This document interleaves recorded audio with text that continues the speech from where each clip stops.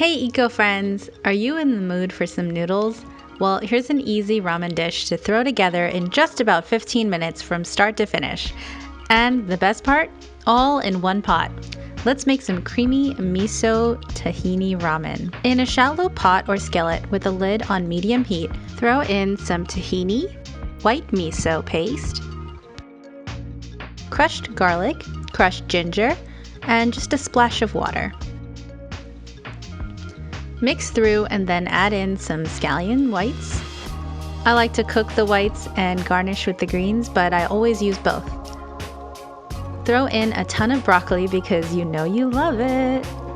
Now for the noodles. I use these quick cooking noodles that I found at my local supermarket, but you can adjust the timing for the noodles that you use.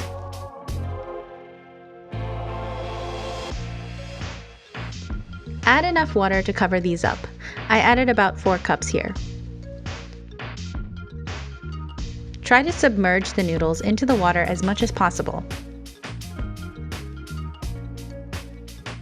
Let these cook up, stirring occasionally until the broccoli is nice and tender and the noodles are fully cooked. For me, this took about 8 minutes. Add in some toasted sesame oil and rice vinegar.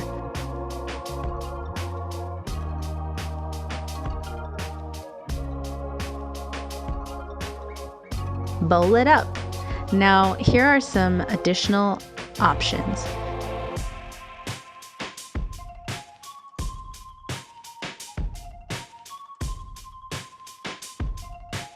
So you can add some chili oil like I'm doing here, some baked tofu. I just cut up my tofu into pieces and then place them on a silicone-lined baking tray at 400 degrees Fahrenheit for about 30 minutes, and then I flip them halfway and they turn out like this. I don't even use any oil. It's pretty great.